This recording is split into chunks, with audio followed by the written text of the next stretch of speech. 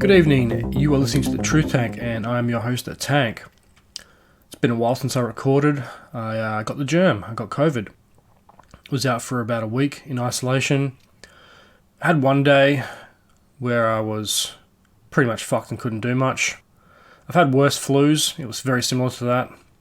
I got a really bad headache from it for about a day, and then just really tired and lethargic and kind of flu-like symptoms. Muscle aches, stuff like that. Wasn't as bad as I thought. I don't know which one I got, don't really care. But I started feeling that Tuesday night when I was doing the research for an upcoming episode. It was about 4:30 in the afternoon. I started to get a bit of a headache and started to feel really flat.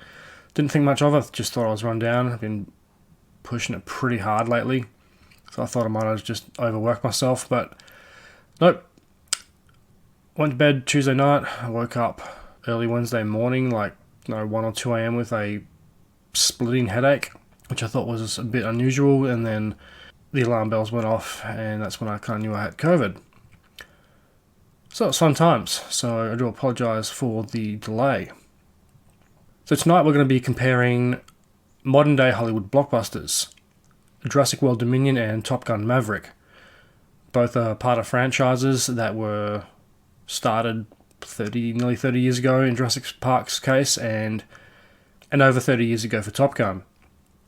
So we'll be doing a pretty in-depth look and review at Jurassic World Dominion, and then we'll take a little trip down memory lane and have a look at Jurassic Park in comparison with Jurassic World. Specifically the parts of Jurassic Park that don't make as much sense when you look at them nearly 30 years later. And then we'll move into a quick review and rundown of Top Gun Maverick. The Russia-Ukraine episode is coming. I'm still doing the research on it. The research is taking a lot longer than I thought it would, so I thought I might do a movie review and comparison episode instead of a big, deep historical dive into something that's happening now or something that's happening in the past. Right, so without further ado, this is episode 38 of The Truth Tank, a comparison of Hollywood blockbusters, Jurassic World Dominion and Top Gun Maverick. A review and recap.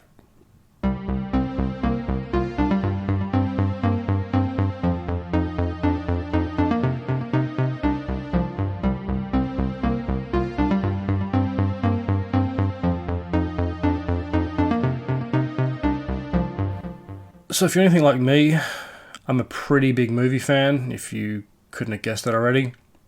And if you're like me, you probably noticed the state of Hollywood sequels lately. They're either hit or miss. There's not a hell of a lot that kind of sit in the middle. They're either really good or really bad. A lot of them I see fall to the later category. Marvel movies are always consistently pretty good. They follow their formula. It's a gigantic continuing story, and they're always bringing characters from other movies into individual character sequels like Doctor Strange or Spider-Man.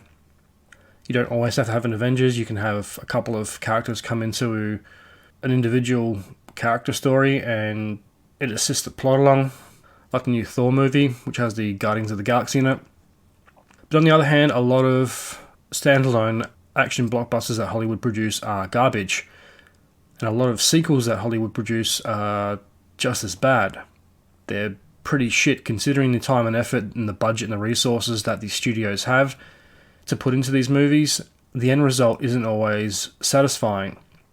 So why is that? Is it because they don't care?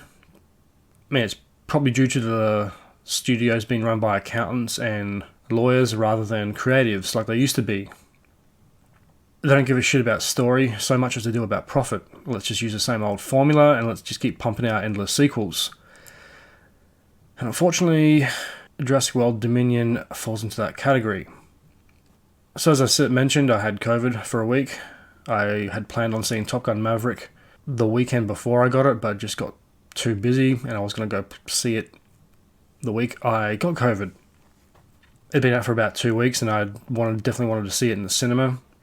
It was one of those movies that is designed for a big screen.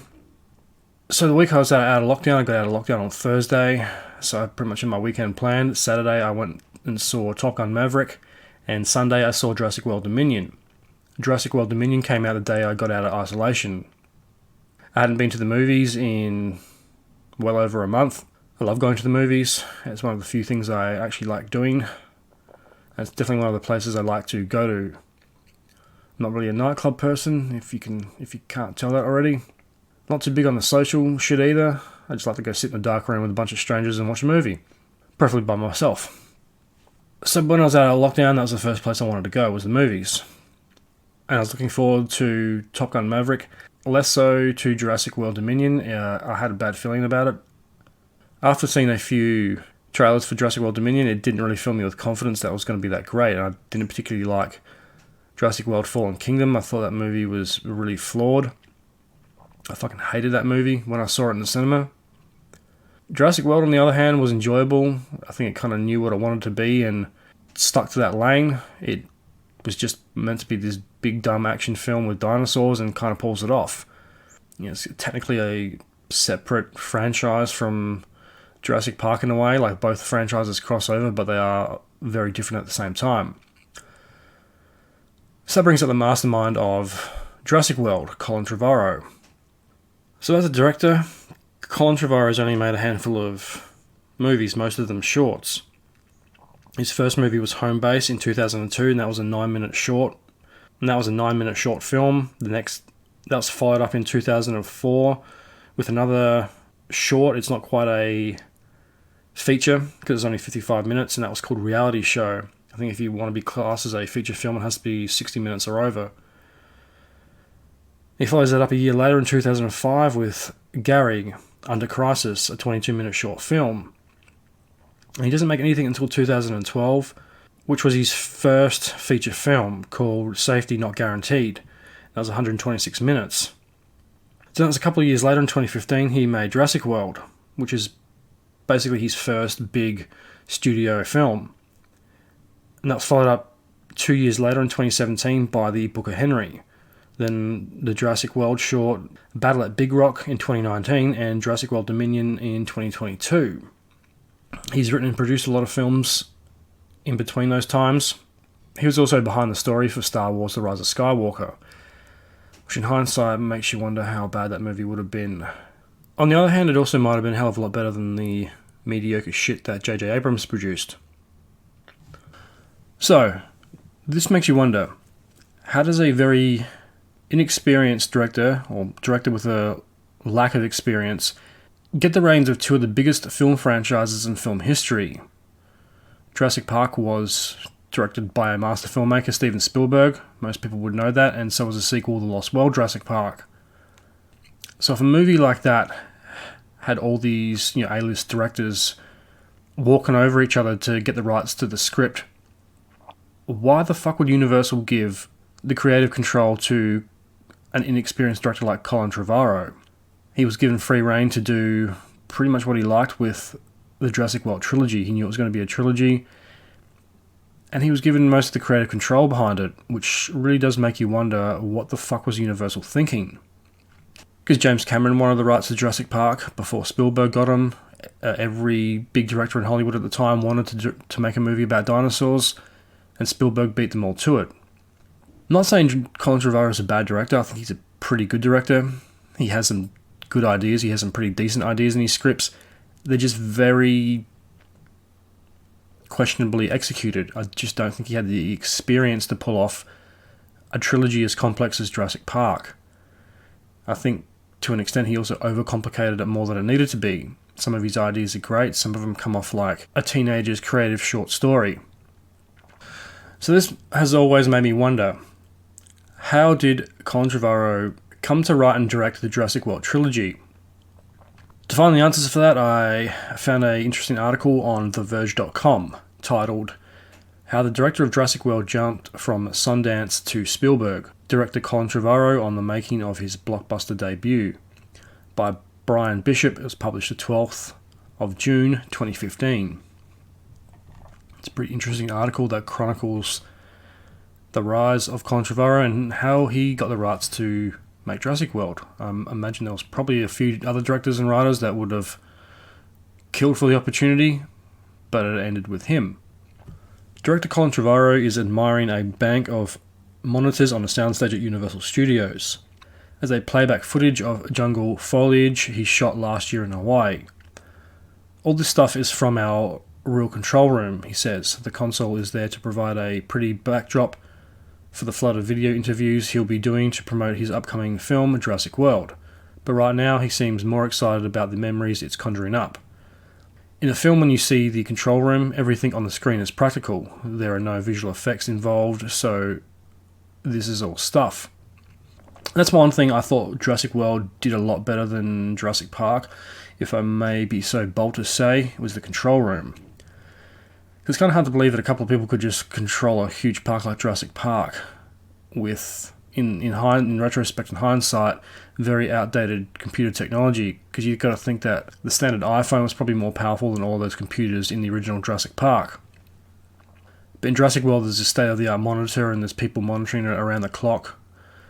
The dinosaurs are all tracked. There's a camera watching every part of the park, as well as monitors on the dinosaurs and the tourists and heat signatures and all this other shit. If he sounds enthusiastic, that's because the 38-year-old filmmaker has enjoyed a rapid ascent over the past couple of years. Fuck, he was only 38 in 2015. It doesn't look like it. I thought he was in his late 40s or 50s. Trevorrow made his feature debut in 2012 with indie comedy Safety Not Guaranteed, a charming Sundance hit about a newspaper intern, Aubrey Plaza, who chases down an eccentric man, Mark Duplass, who may or may not have built a time machine. The film caught the attention of Steven Spielberg, who picked Trevorrow to take on the new installment of the Jurassic Park franchise, a project that had been kicking around in development for over a decade, but had yet to make it onto screen. The result is World, in which a fully functioning Disneyland of dinosaurs finds itself threatened when a new hybrid creature wreaks havoc. Alright, so that's how it started, and we have Steven Spielberg to thank for it. Once again, this is not a dig at Colin Trevorrow, because I think he is a pretty interesting director. I think he's got some talent, it just needs a bit more harnessing. It's a very bold decision from Steven Spielberg to just give the project to a one-time feature director, given how complex a Jurassic Park film would have been to make and the visual effects and stuff involved. It seems like a very big risk, and this is a risk that 30 years ago, even 20 years ago, studios would not have taken. They needed a brand name director or writer on a project before you could get something like that off the ground. Even big directors have butted heads with studios over creative decisions and who should write or direct a film or a sequel, because they just don't trust a relatively unknown director. So it's very interesting that he picked him because of that. But then again, Spielberg has picked a lot of directors like that in the past, and they usually have one or two good films, and they kind of become very generic and mediocre, such as J.J. Abrams. I mean, he was a protege of Spielberg, and just look at what he did to the Star Wars sequel trilogy. I know it's not all his fault. Kathleen Kennedy and Disney and all that other political bullshit has a lot to do with it. And I'm sure even a director of his caliber came up against a lot of resistance from the studios and the producers like Kathleen Kennedy. I think he said that he wanted to change the entire opening of the film. He wanted to have it a bit more original and have it directly connect to Return of the Jedi rather than make a very nostalgic and repetitive opening and film that turned out to be The Force Awakens and the rest of the Disney trilogy. So it's interesting that Spielberg would pick someone like him, given all the directors that would have been, throwing themselves at Spielberg's feet to make it fuck. I mean, one of my childhood dreams was to make a Star Wars movie or a Jurassic Park movie, or two of my favourite franchises, along with Indiana Jones. I would have done anything to make a Jurassic Park, Indiana Jones, or a Star Wars film. And this lucky prick gets to do it with limited experience. And back then, you wouldn't have got that job unless you were a notable director, or you had a couple of films under your belt, usually in a specific kind of category. But that's changed, and maybe that's for the better. maybe it's not. In a way, it's better because it does give directors who probably wouldn't get a shot or who do have limited experience a chance to make bigger films. But at the same time, studios look for directors like that who can't really protest against the decisions. They hire inexperienced or unknown directors so they can manipulate them, so they can come up with a film that fits into a certain budget, follows a formula, and is guaranteed to make most of its money back. Back to the article.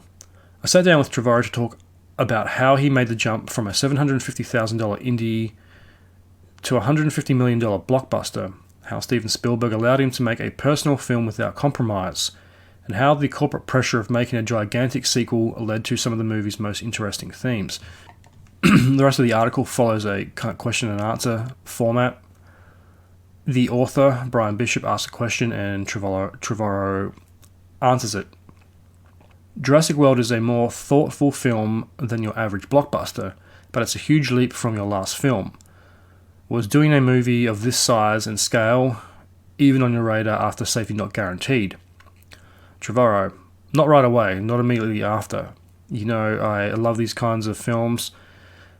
They're part of the kinds of movies that informed my love of film in the first place, and yet I felt that it was almost crucial, almost an imperative to make a series of films that would allow me to build my voice and hone my craft.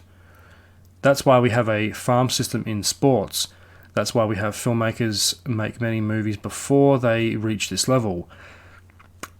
That might be a little contradiction on Trevorrow's part because, like I've mentioned several times already, he didn't have many films under his belt before he got the job. And so, if I had any trepidation about doing it, it was because of that. And I almost had to be. You know how they have method actors? I had to be a method director. I had to almost play the role of myself 20 years from now, with far more experience and far more knowledge, and I went method the whole damn time. So interesting. I did like Jurassic World. I liked it when it first came out. A lot of people I spoke to didn't like it, or they thought it was over the top, or there was too much action, or too much of a militaristic element to it. Or it was just too over the top to begin with. I think the first Jurassic World definitely knew its place. It had a pretty clear vision of what it wanted to be. It didn't want to copy the first Jurassic Park, and which I don't think it did that much. I think it did nostalgically tip the cap to Jurassic Park here and there, but it didn't outrightly copy it like a lot of sequels seem to do. A lot of them are just pretty blatant, especially in their action scenes. They tend to copy the key and iconic scenes from the first film, where I think Jurassic World was a lot more original. It also took a lot of ideas that Spielberg couldn't fit into Jurassic Park and the Lost World Jurassic Park, such as the pterodactyls getting out of the enclosure and flying into helicopters. That was an idea that Spielberg wanted to put in the evacuation scene of Site B in The Lost World. But all in all, Jurassic World is a very enjoyable movie. It has good pacing, it's not too long, it's not too short. New characters aren't that great, but that's kind of the stock standard with these blockbusters these days. The characters are never very well thought out, they don't have much progression to them.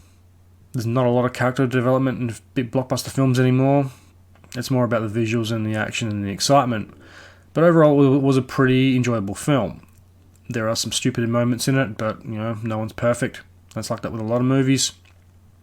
One thing I will say for it does know when to use the old dinosaurs, because obviously the genetic hybrid freak show, the Indominus, is the big draw card for it. You can't just do dinosaurs anymore. You have to have a genetically modified one. While I kind of don't really agree with that kind of storyline, it was the direction I did see the Jurassic World films going, and it did work well. The mutant hybrid wreaking havoc throughout the park while the park is still open and they're trying to keep it under wraps was pretty cool. I also appreciated a lot of what it had to say about the corporate world. Companies naming enclosures and stuff after companies. The scene with the visitor center, it's the Samsung Visitor Center, which is something you don't see in the first Jurassic Park. And this is all like the world is today. These corporations have taken over everything. They want to sponsor everything.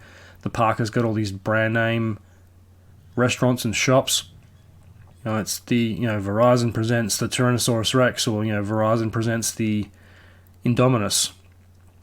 There's all this corporate sponsorship. I think the character of Claire, especially in the first one, was interesting. She definitely, is that brown-nosing corporate type that, is just all about the money and the spreadsheet. And she has that billionaire, what's his name, Mazzardi, whatever he's called. He's more like John Hammond. He's about, are the dinosaurs enjoying life? Are the tourists happy? Is everything running okay? It's not so much about the money and about the profits. It's about, are people having fun? And I did like the statue and the nod to John Hammond. That was nice. It was a nice connection to the original. There's a lot of Easter eggs to the original trilogy, the Spinosaur skeleton. And one of the most intriguing parts of the new trilogy is the relationship between animal handler Owen Grady and the Velociraptor Blue. It might be improbable, but these type of relationships do happen with humans and animals, especially if you've trained them from a very young age. So that was a very interesting story arc that I thought was probably one of the best things about Jurassic World and the new trilogy. It was the relationship between humans and animals. So in a way, you have these two conflicting themes. You have the hybrid is kind of this Frankenstein monster, and the dinosaurs are these real flesh and blood animals that have thoughts and feelings, and they're not all just aggressive killing machines like you see in the original Jurassic Park. Like the raptors are pretty much the bad guy in the movie. The T-Rex turns up, fucks stuff up, and eats things, eats people, destroys pretty much everything in its path. In the newer Jurassic World movies, the dinosaurs act a lot more like animals. Not taking anything away from the original Jurassic Park, the original definitely treats dinosaurs like animals and not just monsters like a lot of those real corny black and white dinosaur movies where they were, these pretty much just monsters, and the hero had to go, rescue the damsel in distress and all that kind of cliche shit from the, real old movies in the 20s, 30s, 40s. Kind of like the original King Kong. But all in all, I thought Jurassic World was an enjoyable, sci-fi action movie, minus some of the very annoying new characters. So back to the article. This movie had been in development for a long time, and nobody could crack it. What intrigued you about this particular sandbox when producer Frank Marshall contacted you? It doesn't really surprise me that it was in development for so long, because there was a huge gap in between Jurassic Park 3 and Jurassic World. Jurassic Park 3 came out in 2003. I think a lot of Jurassic Park fans had the same feeling as what the fuck took so long. It took 12 years in between movies. It took 12 years to get Jurassic World off the ground. So what took them so long? I didn't know necessarily what the movie was about going in. I knew they wanted to make a Jurassic Park 4, and my question was why. And so we have that conversation right away.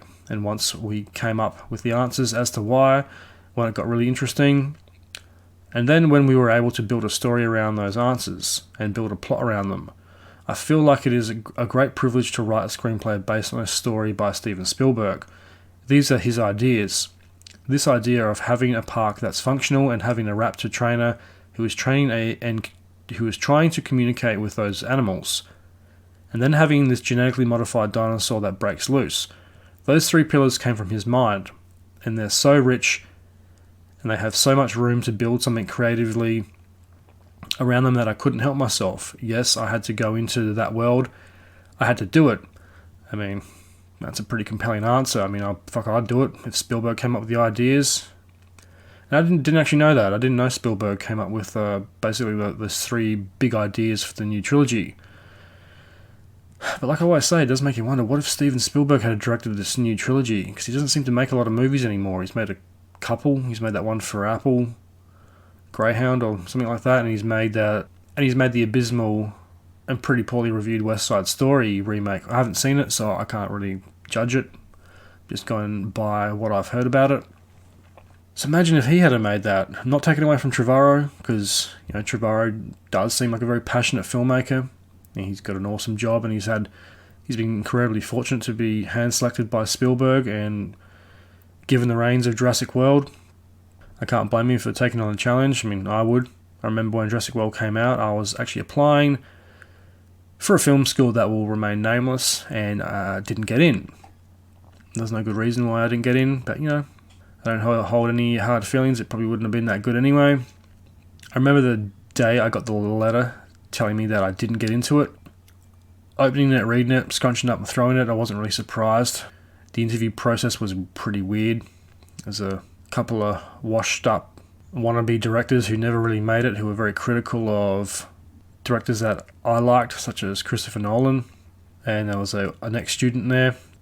You had to sit in a room and they gave you a challenge. You had about 10 minutes to come up with a story based on random pictures ripped out of, those tabloid magazines like New Idea, Woman's Day, magazines like that. So you had to come up with a story, and they were kind of grading you on how original you were. So I love monster movies. I love creature features, so I kind of went with that. It's what I could think of on the spur of the moment. It's the only thing I could really think of that you could express visually with random pictures from generic weekly magazines. It's the only thing I could really come up with. Most of the pictures were advertisements for perfumes or for fucking clothing, jeans, shoes, that kind of thing. So it was very hard. There were all the picture side of things. And one of them had this weird painting. It was I don't think it was an artwork or some type of art exhibition. It kind of looked like the Red Dragon from Red Dragon. There was a picture with a group of young people on it who were kind of like yuppies wearing fancy shit, pulling those stupid faces. So I've come up with a bunch of young people are going to a party. They've got to go through this town to get there. They're warned about this legend. They break down. They don't heed the advice, and they go wandering off. So they go off looking for help, and they encounter the creature that they were warned about in the beginning of the story by the locals.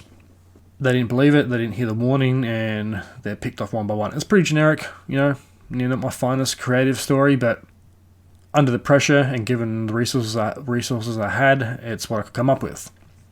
Anyway, enough of that tangent. Back to the article. Going back to the idea of being a method director, that was the question. Trevorrow's answer is, we've coined that phrase now. It worked, but I'm just wondering how you handled the logistics of such an enormous production. Coming from this much smaller movie, it's a good idea. An independent film is a hell of a lot different to a $100 million blockbuster like Jurassic World. Like anything, you act like you've been there before, and I made sure if I didn't know something, I would say, I don't know what that is, and someone would explain it to me. I always know what I wanted, and I don't know where that comes from. But I was very confident in what I wanted to see and how I wanted to see it, and how those shots were designed, and how these performances should be, and what the story was. I think when you're surrounded by technicians and craftspeople on that level of the ones that I very intently surrounded myself with, you get the best results. As long as you are willing to not necessarily differ choices, but to empower people to be creative and to do what they do as best as they can do it. Not feel like they have to sit back and just execute your vision. Everybody who's making a movie has a vision of how their particular piece can fit in. And to me, that's just good directing. And I'll continue to do that even when I have more experience. I do know how to do this now. I can direct a big blockbuster movie now. I've learned that over and over the course of production. I slowly earned a master's degree in making blockbuster movies. It's a very good answer. And that's very interesting. Like, he does acknowledge that he does have a lack of experience, and he is slowly working his way up. And he's, like he said, he just made a master's degree in making blockbuster movies. That is also very interesting from a personal standpoint. I've wanted to make a movie for as long as I can remember. It's always been one of my dreams and top priorities, and it's something that I'm still working towards today. They are very interesting words of wisdom from a director who has been in that position. He's made a short film, he's made an independent film, then he's transitioned into a huge blockbuster under, handpicked by Spielberg. It doesn't get much bigger than that. You get handed the reins of Jurassic World. There are few movies that have ever been made that can compete in terms of size and scope. And it is interesting to hear how he did transition to indie to blockbuster, and how he dealt with the lack of experience, and how he would just say to someone, I don't know. Because I've always wondered that if I ever did make a movie and I did have no experience or very limited experience, how would I go about it? How do you deal with that lack of experience? And it's very interesting to hear him say, I don't know. If I didn't know something, I'd just ask. The way I've always see it, if you lack experience as a director, always hire a good assistant or second unit director or third unit director. I was really impressed with your action sequences. They're big, effects heavy, and they're confident. And they're very confident. Was there anything you look back to as a reference point beyond the first film for those? Confusing question. I was pretty impressed by the action sequences too. They're pretty big, pretty elaborate. Like I keep mentioning, for an inexperienced director, he doesn't hold back. And they're some of the most effects heavy and elaborate sequences in the Jurassic Park series. No, and I shot them myself. I had a second unit that operated for a very specific sequence, which is when the vehicle was moving fast and the Raptors were running. All the exterior vehicle stuff, we have a second unit do that. And also Pratt riding the motorcycle, those plates, we had a great second unit. And that was just because we shot the movie in 78 days. It's pretty impressive for a movie that size. That's an insane schedule for something this size. Yeah, that's an insane schedule. So we did need to bring in a second unit for some pretty skilled people for that. But I shot the rest of it myself with John Schwartzman, my cinematographer, and I laid them out very carefully in previs. And I storyboarded them. I love the previous process. It was very creatively invigorated by it, and I worked with that team, these guys at Helm, very, very closely for a long period of time, and I was going to do it on the Blu-ray, where we're going to put the previs up with the sequences next to it, and it's just shot for shot what had been designed. So I directed the movie 3 times. In the previs, I directed it on set, and then when we put the animals in, I had the chance to do it a 3rd time.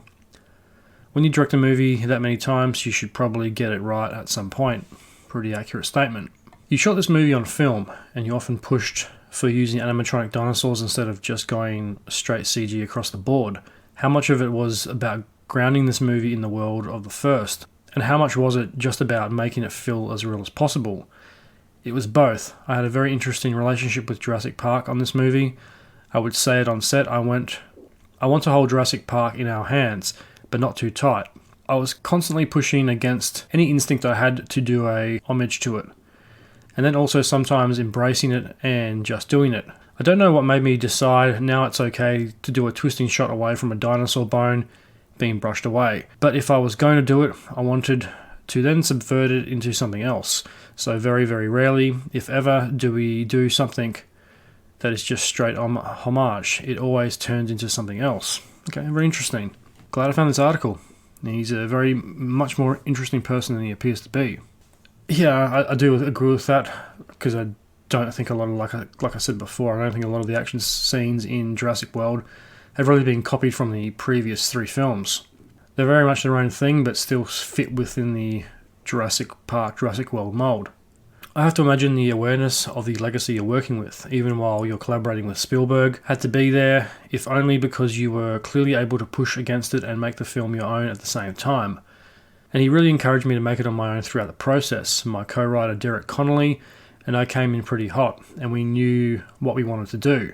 And we felt like if we didn't do it, then this whole thing wasn't going to work, because at the same time we were pushing towards a release date that we ultimately didn't have to do. Steven brought us another year, which was the right call. It was no way to make a movie the way it was being done. Bit of conflict on the set. And actually the fact that we were pushing towards the release date informed what the movie ended up being about.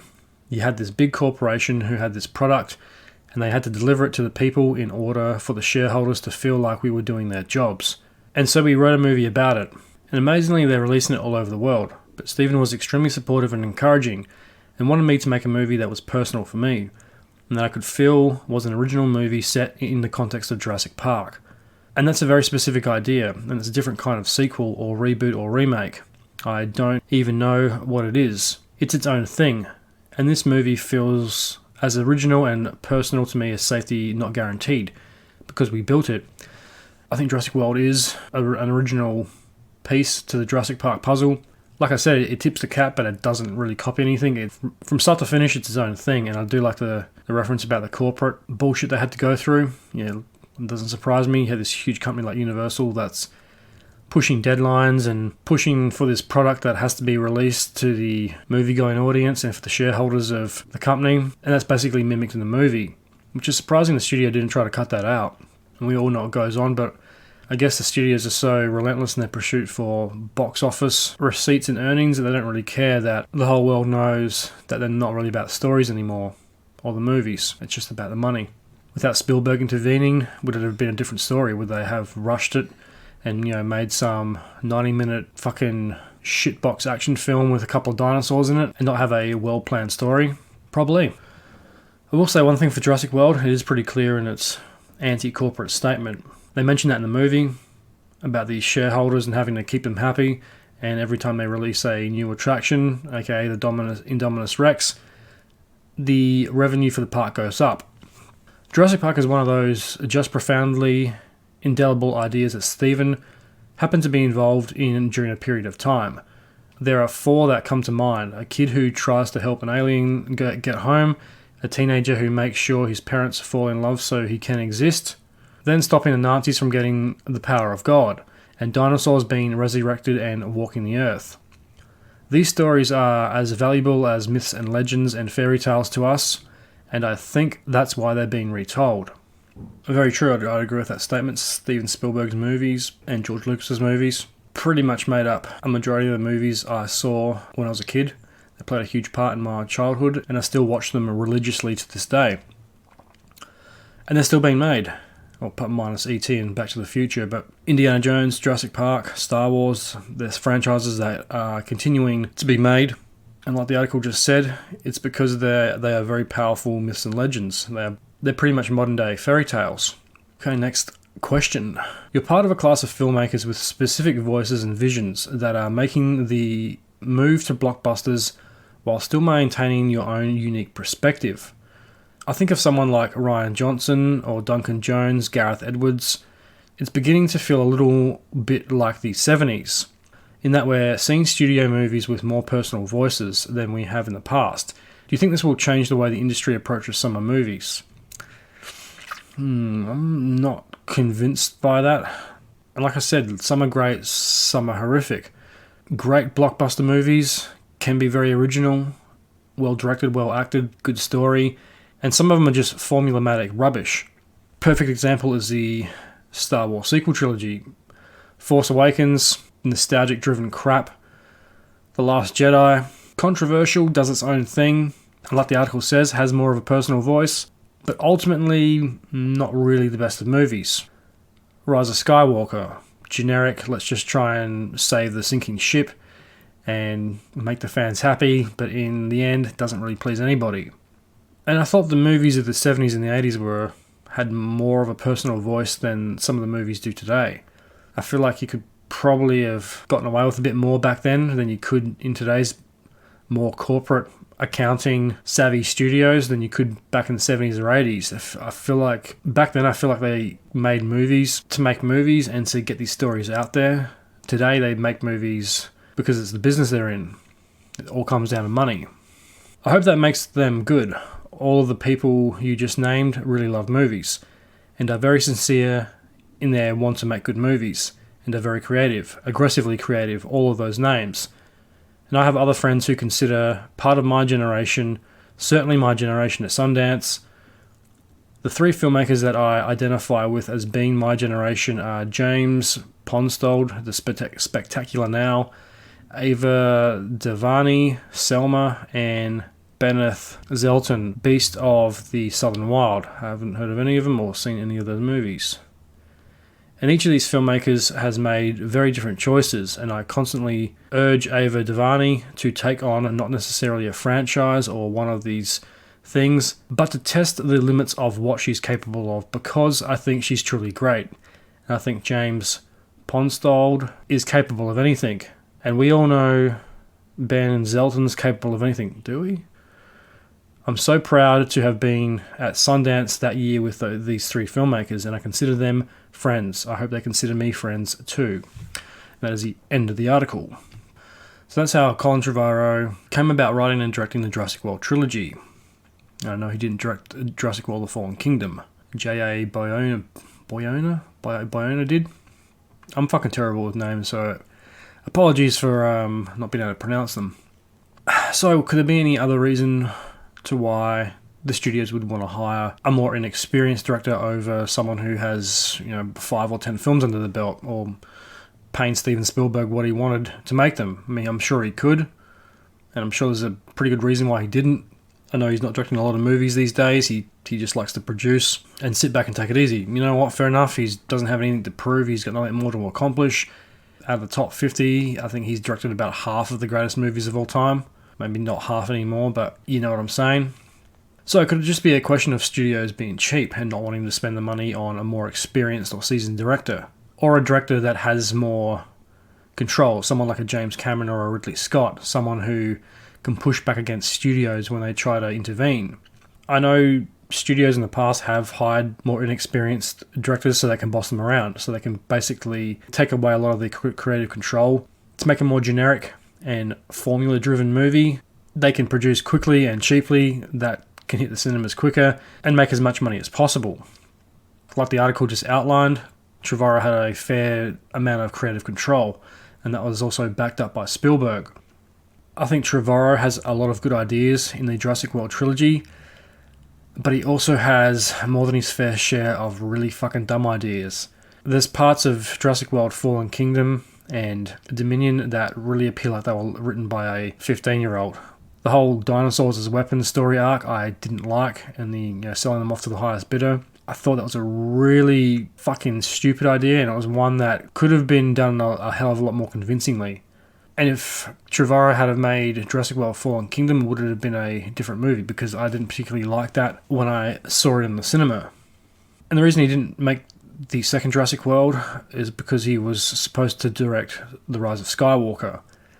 So would it have been better or worse? I think he would have come up against a lot more studio control from the producers and Kathleen Kennedy specifically, because I did hear somewhere that was one of the reasons he pulled out of the movie was because he didn't have enough creative control. It was all driven by Kathleen Kennedy wanting to steer the ship so they didn't lose as much money as they had previously lost on the other films, or something along those lines. Don't quote me on it. I can't really remember where I heard that from. Besides the bean counting aspect of Hollywood, I know that it's a business, you have to make money. That's no excuse for not making good films. Why can't Hollywood seem to really make great films anymore? Is it due to shit writers and directors who can't write and direct? I mean, they're just writing and directing for a job, not because they have a genuine love or creative spark for film and TV. It's a job to pay the bills, and not necessarily because it's an art form anymore. And usually that comes at the price of quality of the film. There's so much content these days. You have endless streaming services which all need writers, crew, directors and actors. All these people are in demand. However, does that mean that the quality has dropped significantly? You don't have to be good when studios need directors, writers and crew on a constant basis. I guess the good ones are all booked up, and there is so much content out there these days. It's a continual cycle of producing mediocre crap to fill streaming services or to get movies made as quickly as possible. Because 20 years ago, 30 years ago, during the 80s and 70s and 80s, movies and the cinematic experience didn't have any competition. They didn't have streaming services, video games, Blu-ray, DVD, or podcasts to compete with. Now they do. So, I can see why some of these studios would be threatened. They would want to get content as produced as quickly as possible so they can recoup some of their losses and hopefully make a profit. Streaming services is a different beast altogether. You don't have so much theatrical distribution to worry about unless you want to go on the Oscars campaign. So there's a hell of a lot more at stake for movie studios than there was 20 or 30 years ago. I don't know the exact year that VHSs came out and you could buy movies, but that was really the only way to watch them back then, was to go to the cinema or wait, a year or two for them to come out at the video shop, or, to buy them on VHS. And the original, Betamax and VHS was a far cry from the theatrical experience. That wasn't until, the late 90s, early 2000s when DVD technology came about, and that kind of revolutionized the home theater experience. Now you have Blu-ray streaming services, 4K, Ultra 4K, 8K, fucking 28,000K, and who knows what the future's going to be like. You've got 3D films, high-speed streaming, video games that are pretty realistic, virtual reality. There's a hell of a lot more competition for film studios these days. So is it a question of survival? Are they literally just producing as much generic formulaic shit as possible just to try and sustain their own survival? I'm sure none of them are going to go broke anytime soon. Is it because of the threat of streaming and other forms of entertainment, and that the entertainment and movies are just so accessible now? You don't have to travel to go to the video shop, spend 45 minutes picking out a movie you want to watch, and go home, watch it, and return it in 2 days' time. You can watch Netflix whenever you want from any device, iPad, iPhone. You can watch it on a plane, at the bus stop. The way you access entertainment is far different from how it used to be. Cinema had the monopoly, the 70s and 80s and the 90s. Now it's a different story. Is that a reason behind the drop in quality of quote-unquote blockbuster films? Or is it merely an excuse? Because Hollywood can still produce blockbuster films that are great, and ones with the cinematic experience in mind, and we'll come to one of those later in the show. Is it a question of just too much content out there these days? And that also brings up the question why there are so few modern directors and writers that are really that great. There are exceptions, of course, the Russo brothers, who have made a couple of the Marvel films, who made the last 2 Avengers films. They're pretty good.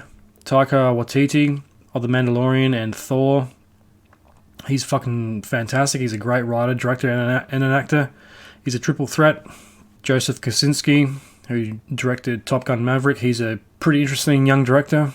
Matt Reeves, who made The Batman. That guy's an incredible filmmaker. The last 2 Planet of the Apes were great. I don't think I've seen a movie of his that I haven't liked. There's many other young writers and directors out there that are also great. They're just the ones I can think of off the top of my head. So it's kind of a case of the modern blockbuster versus the modern blockbuster. Why are some great and others suck? It seems like some directors and writers really do care about what they're doing, and others are simply just doing it for a paycheck. Hollywood is run by accountants and corporate pricks now, not creatives or creative executives like back in the 40s, 50s, 60s, 70s, and to a lesser extent, the 80s. Today's movie is less about the art and more about business and money. So is it a case of there are simply too many movies made today compared to 30 to 40 years ago, and the hit to miss ratio is higher the more movies that are made? Modern blockbusters are either very good or very bad, and there's not a lot of middle ground anymore. Which brings us into the next part of the show.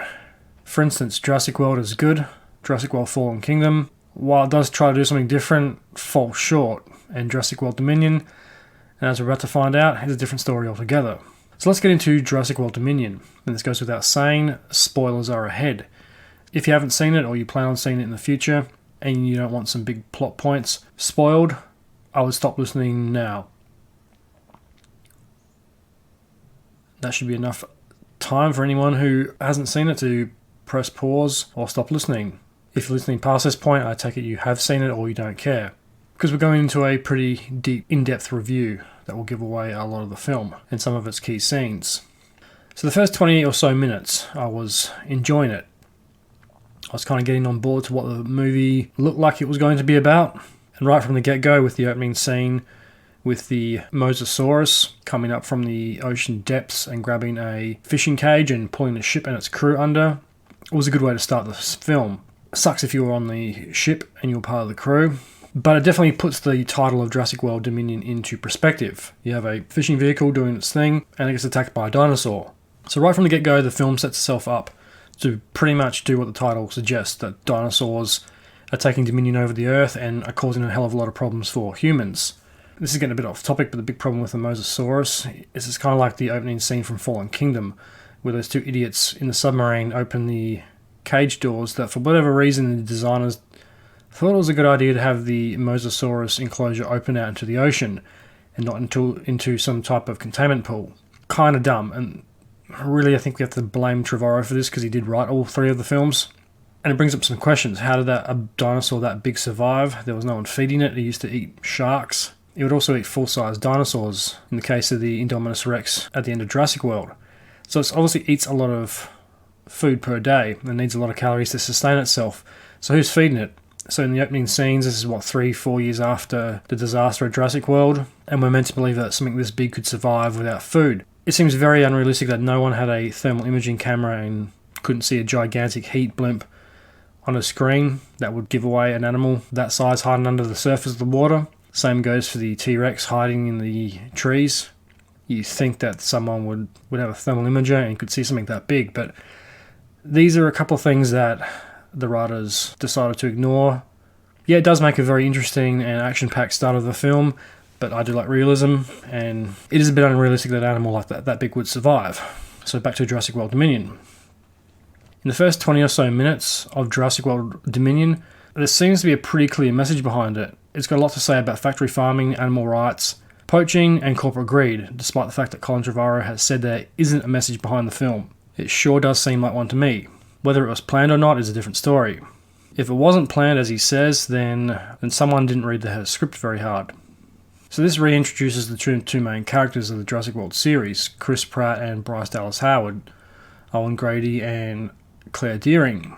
I did like Chris Pratt and Bryce Dallas Howard in the first Jurassic World, and they're okay in Jurassic World Fallen Kingdom. This one's a different story, however. There's not much chemistry between them. Owen's character in this isn't as fun as the previous two Jurassic World films, and the pair are pretty bland. There doesn't seem to be any real effort from them. There's no intensity in their performance. It seems very phoned in and very bland. But one of the biggest problems with the opening was the T-Rex opening scenes from the trailers, where it wanders into a drive-in and causes chaos.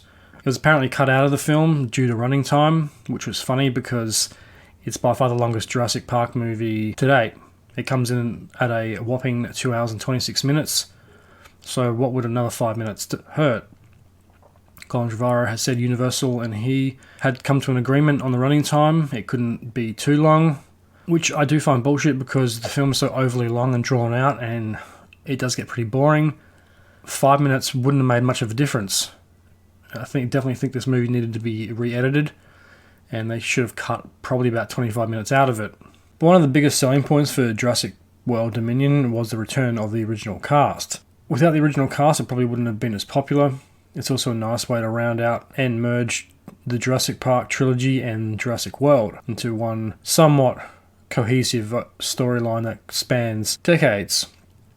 So the return of the old cast is good. It's a little underwhelming. I think the movie probably could have survived without them, but it was nice to have the return of Sam Neill as Dr. Grant, Laura Dern as Dr. Ellie Sattler, and Jeff Goldblum as Dr. Ian Malcolm.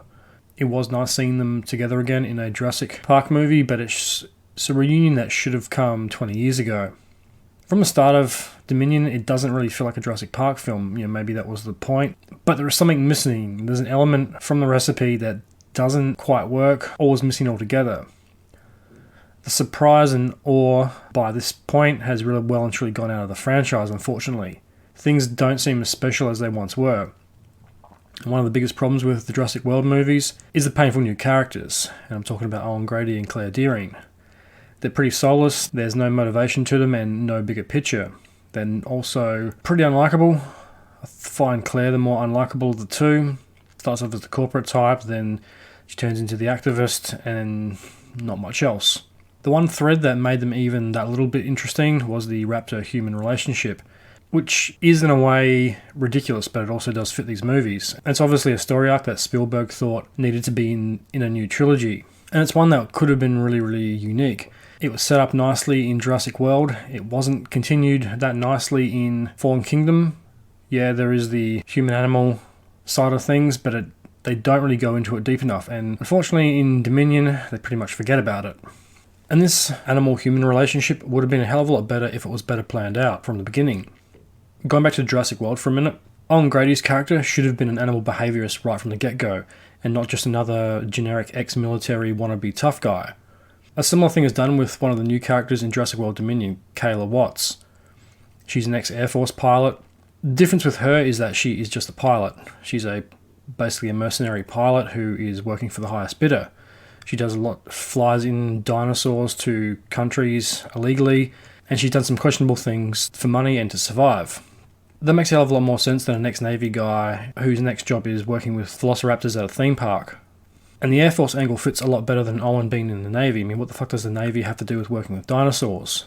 I know Owen Grady's character is an animal behaviourist in Jurassic World, but he comes from the Navy. It would have made a hell of a lot more sense if he was an animal behaviourist before he got to Jurassic World. Someone who had worked with dangerous animals overseas somewhere. Like he could have worked with lions in Africa or tigers in India. Or a game warden like Robert Muldoon in the original Jurassic Park, and not just some generic ex-Navy guy, because it doesn't really make any sense why he would have that job in the first place.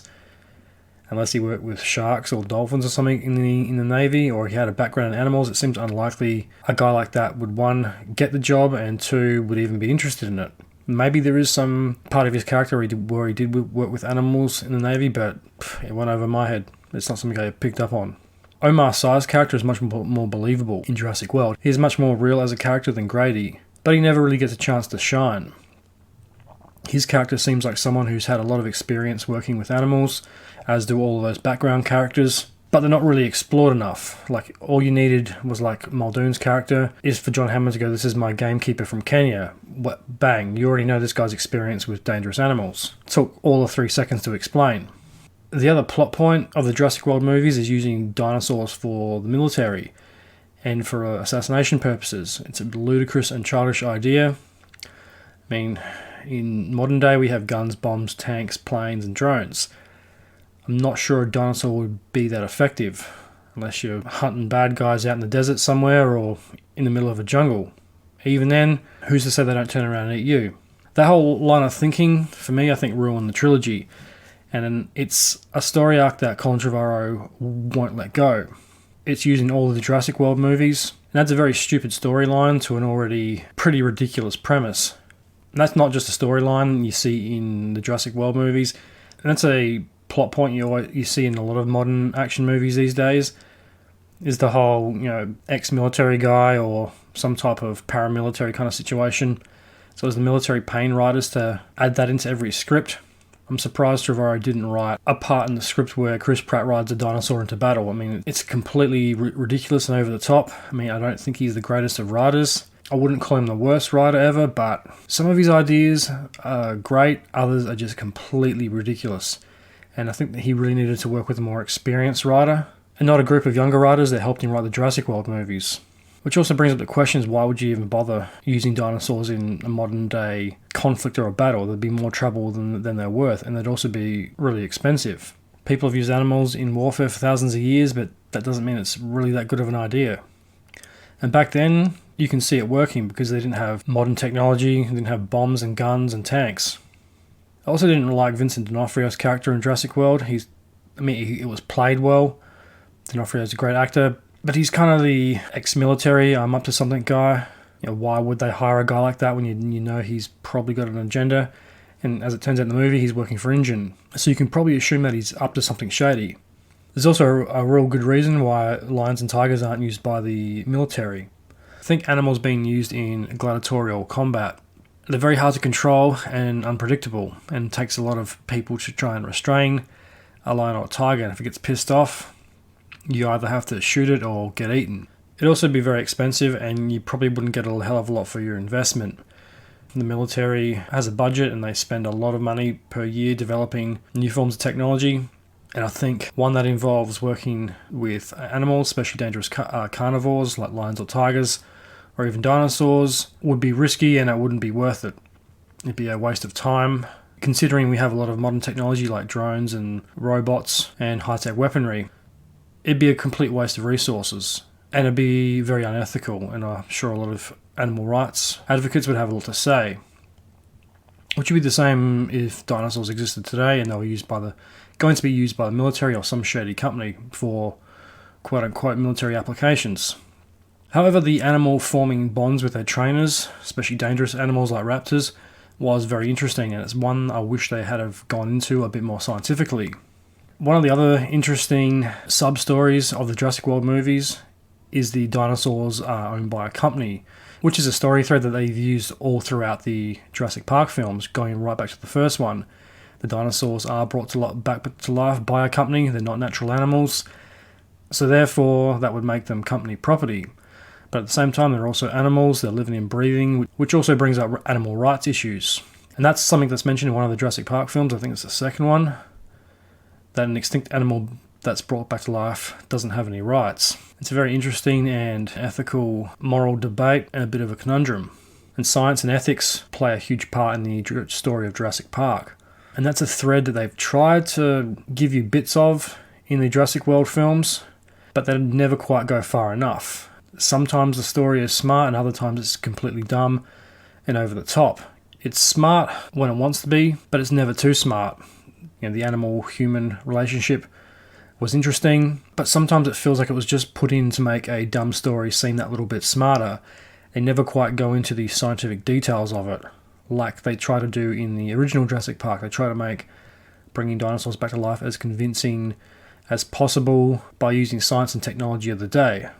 And given today's technology, it probably wouldn't be all that impossible, which if Jurassic Park was written in 2020 or 2022, the science and technology aspect would be a lot more plausible than back in the 90s. If that side of the story had been planned and researched better, and more focus was put on Owen Grady as a scientific/naturalist-minded individual who worked with lions in Africa or crocodiles or tigers in India before he got the job at Jurassic World, or something along those lines, he would have been a hell of a lot more interesting and believable as a character, and a character that I think the audience would have cared more about, rather than just some random ex-Navy guy, which there is no real explanation I could gather to what he did in the Navy. I think D'Onofrio mentions it. He was ex-Navy and that's how he got the job. So whether that was by D'Onofrio choosing ex-military guys he thought he could control or get on side to his agenda of using raptors in the military, or for whatever paramilitary uses he had planned. I think if they had gone that route, it would have made the character of Owen Grady a lot more believable and likable, much like some of the characters from the original Jurassic Park. None of them are ex-military, they're all scientists in their field, hence why they got the behind-the-scenes tour of the park. So this brings us to Claire. In Jurassic World, she comes off as the corporate type, a modern yuppie businesswoman. Her character has a slight evolution over the course of the 3 films, but not much. She's the corporate yes woman in the first one. She's more of an activist in the second one. She starts off as an activist in the third one and then kind of turns into a mother on a mission without actually being a mother. There's not a lot of motivation behind these 2 characters, which makes their actions in the movie less believable and kind of ridiculous.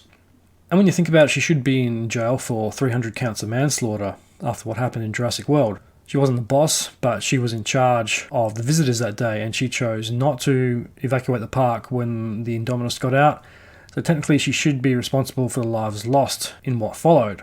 Her arc kind of takes off in Fallen Kingdom when she becomes an activist running an organisation for dinosaur rights, but it doesn't go much further than that.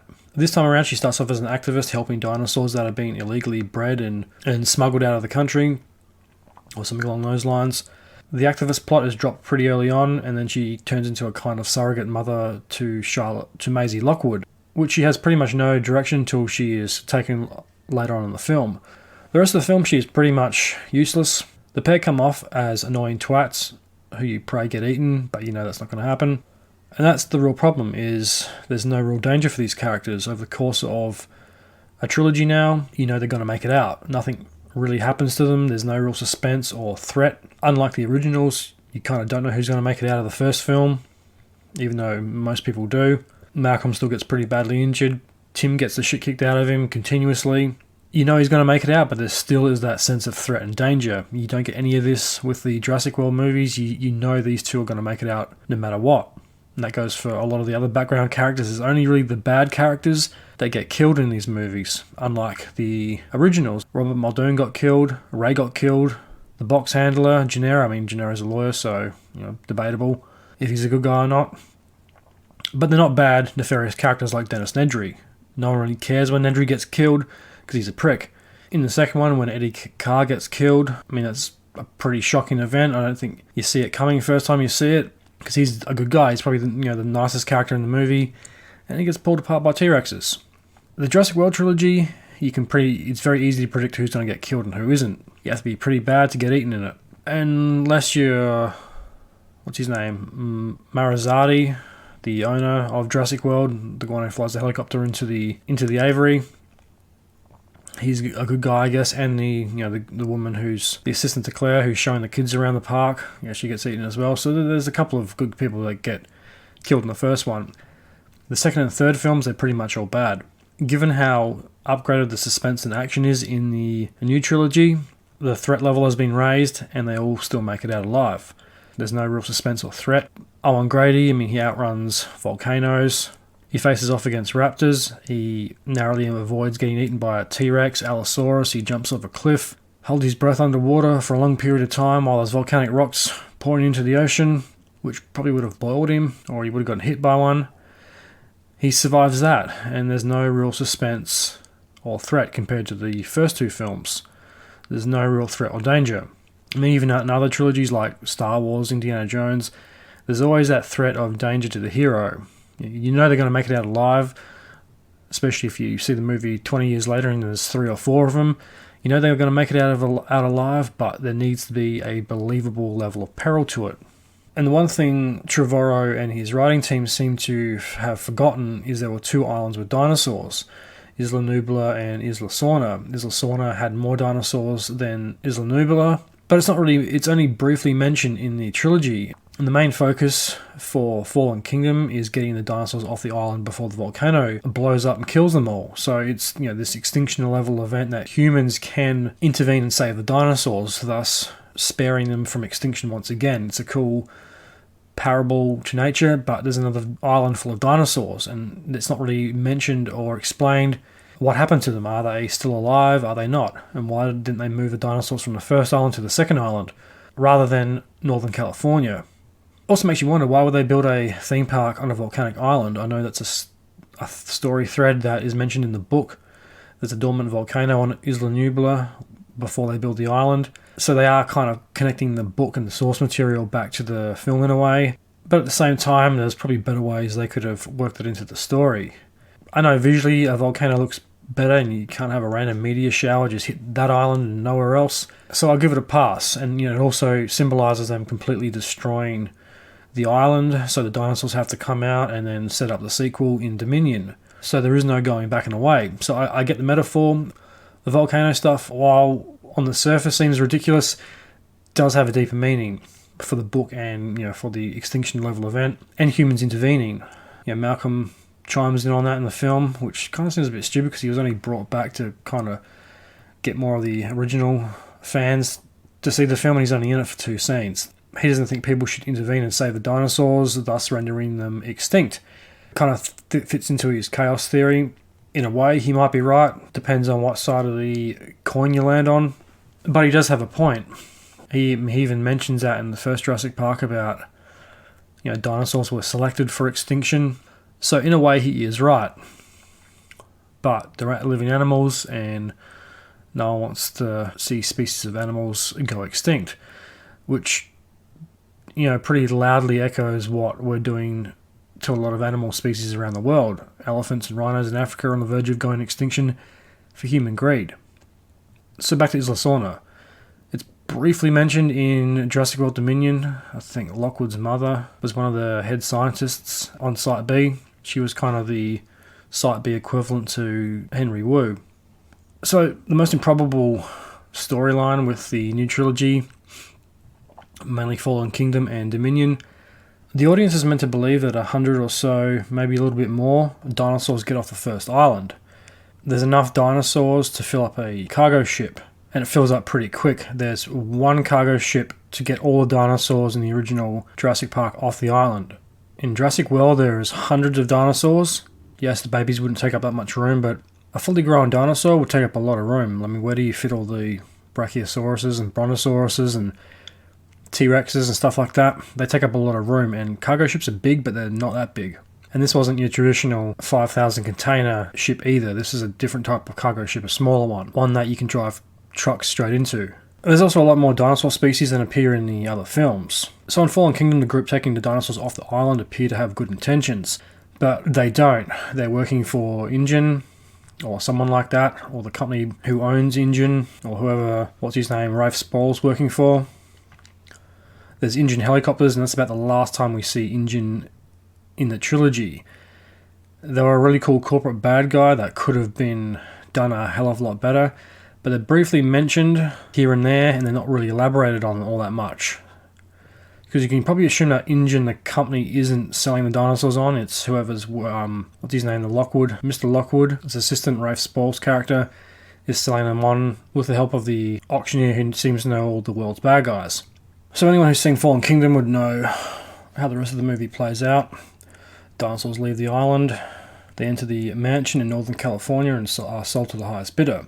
Lots of dinosaurs arrive and they're stored in the underground lab, conveniently placed underneath the mansion, which in reality they wouldn't be able to hold half the amount of dinosaurs. It'd have to be the size of a fucking zoo. It's very unrealistic, and this is one of the things I hated about Fallen Kingdom.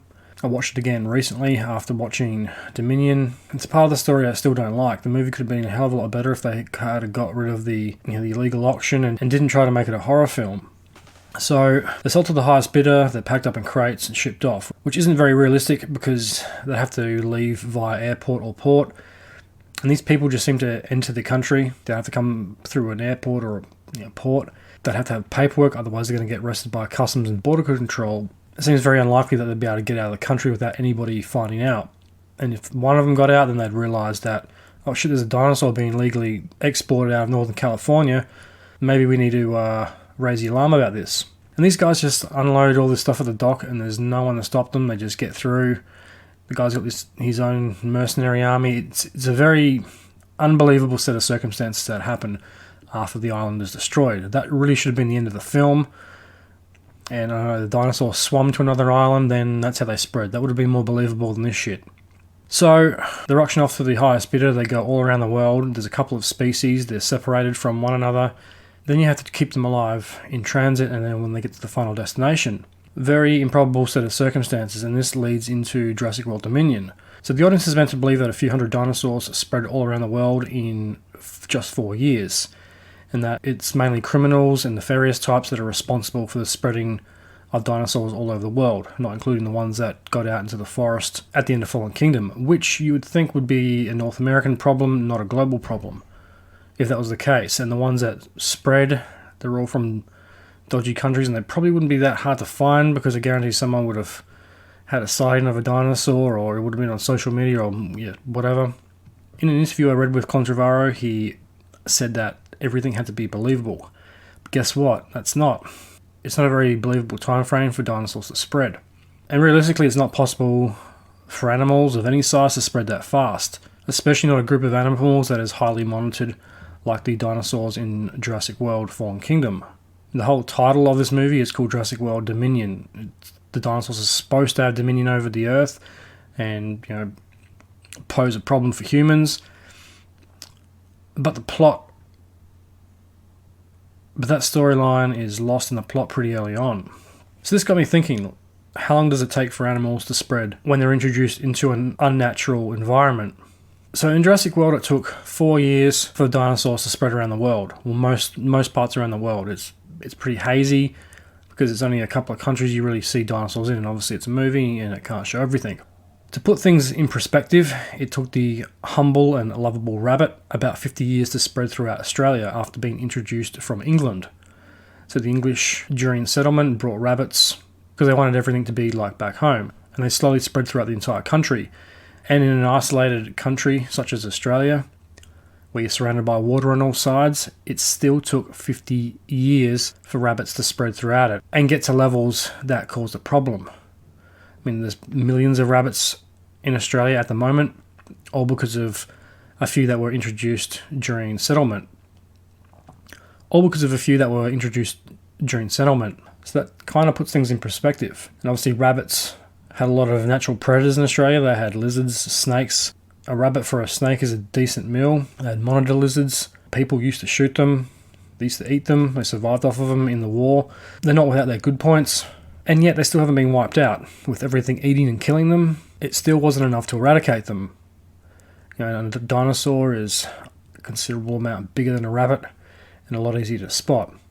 So the same goes for cane toads.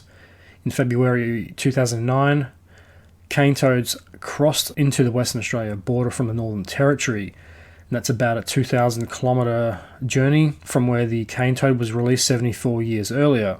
Cane toads have also been introduced to Byron Bay back in 1965, which have since spread to Yamba and Port Macquarie on the north coast of New South Wales. They were found there in 2003.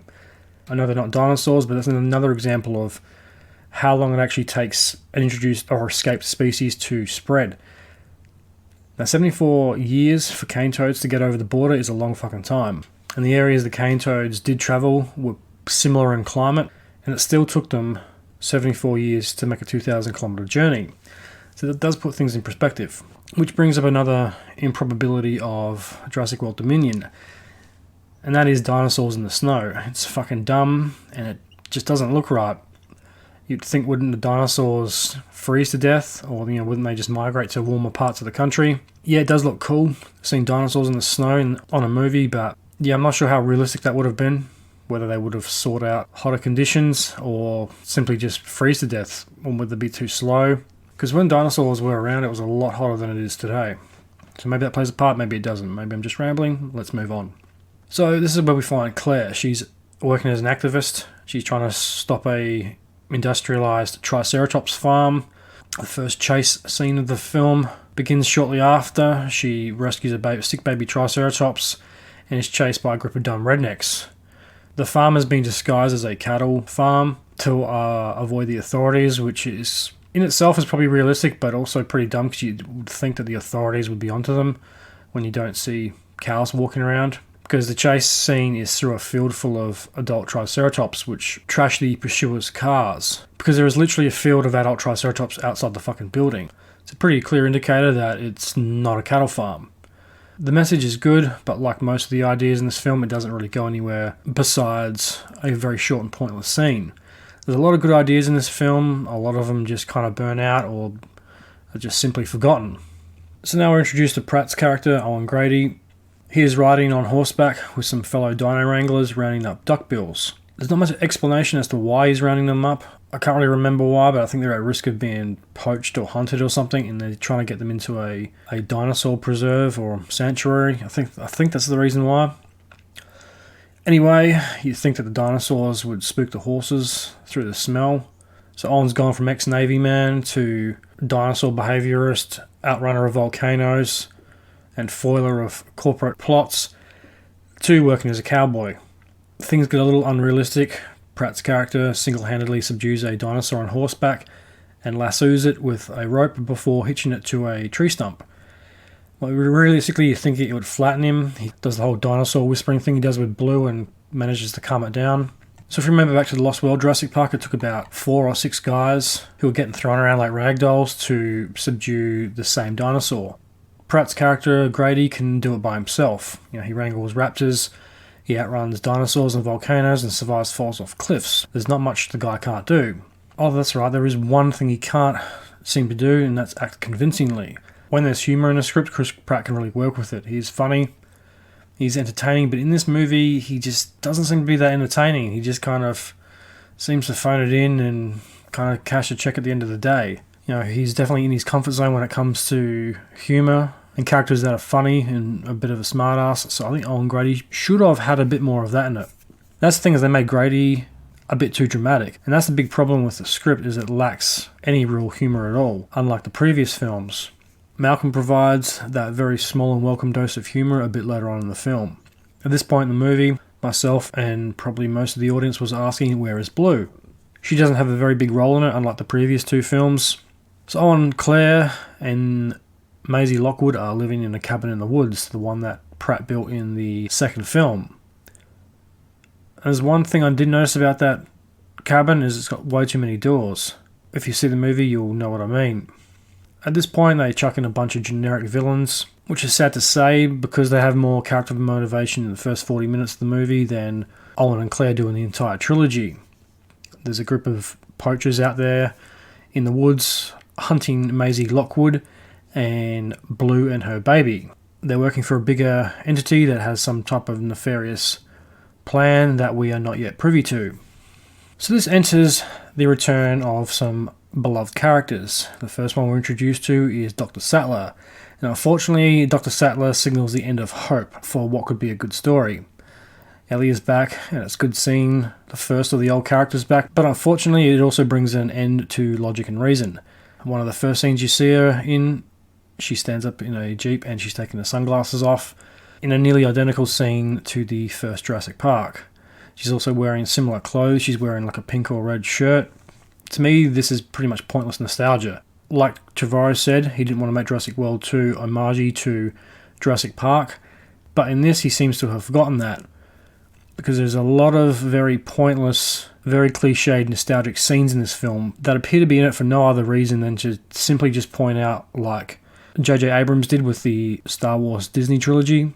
They're just put in there for pure nostalgic effect. They don't really serve much purpose to the story, and there could have been 1,000 different ways that scene could have played out, but it tends to follow the same formula as films that have come before it. It's pointless, and it doesn't really do the story any justice. It also makes you wonder why they bother doing it, because it's so blatantly obvious. Because if the movie isn't brilliant by this point, the entire audience is making a note of this in their head, asking questions like, why is this the same as the first film? And that's a big problem with the movie. It also seems to be the norm these days with franchises that make sequels decades after the first or second one came out. It also shows a complete lack of originality by the studios and writers and directors and the bean counting executives. You know, the originals worked, people love them, and they made lots of money, so let's just do exactly the same thing. Let's not try anything new. Don't invest in the movies. I mean, after all, movies are an investment because you never know what you're going to get or if they're going to be successful when they come out.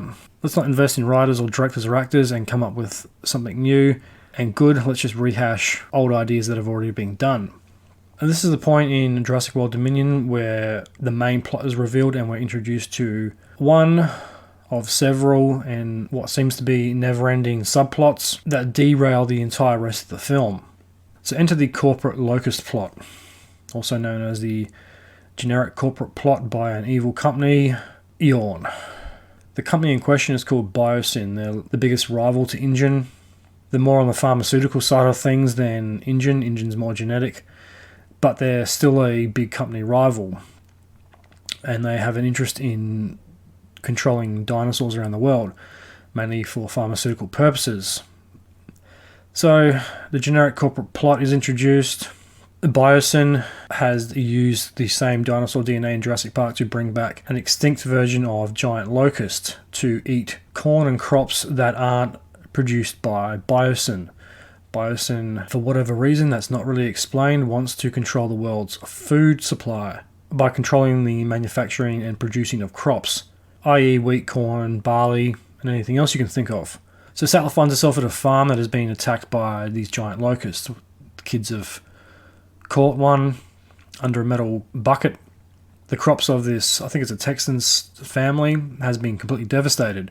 All the corn has been eaten, but in the neighbouring field, the corn hasn't been touched because the neighbours have used Biosyn corn and not a competitor.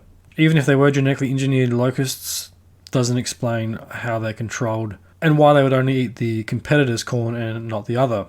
So Ellie is using her paleobotanist skills to try and track what appears to be a modern-day plague spreading throughout the United States and the world. Crops are being eaten all over the country by plagues of giant locusts. Ellie has figured out there has to be something behind the attacks, and there's more to the story. So once again, the script just really demonstrates that realism or any pursuit of believability has gone out completely out the window.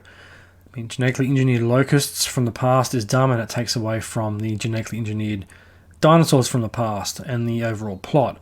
Now, unfortunately, this is the overall plot of the film, not really the dinosaurs, and this is why I have such a problem with this film.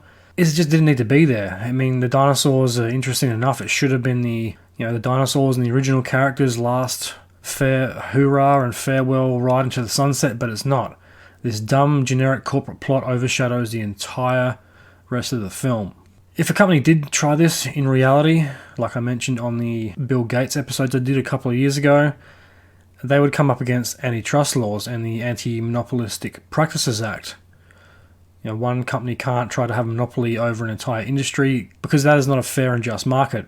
Bill Gates and Microsoft got taken to court by the FBI in the early 2000s for trying to have a monopoly over the computer program industry or something like that.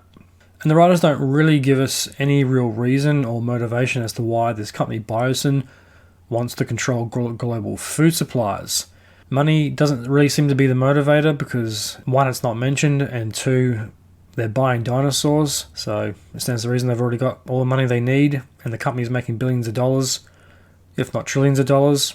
And the main motivation appears to be very ambiguous.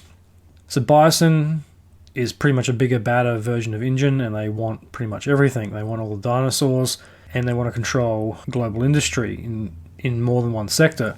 Only problem is Bison isn't really mentioned in the other Jurassic Park films. If it was, it might have been a bit more believable, because if they had done shit like this in the past, and that's cool. Also a cool story thread. If they had to use prehistoric dinosaur DNA to either create diseases or create some type of super weapon to manipulate markets covertly or something like that, or just be the generic default bad guys in a Jurassic Park film, that would have been pretty cool. But it's a bit late to bring in another corrupt corporate company into a franchise that has already had its fair share of them. And at this point, it just doesn't seem warranted or remotely believable. So Bison has a finger in every pie, and they come off like a very shady version of Apple or Samsung. The company is also pretty generic. It's not overly clear what the company is about, and they seem to be very generic and spread out over several different industries. They're part tech company, part bioproducts, part food, and part big pharma, all rolled into one.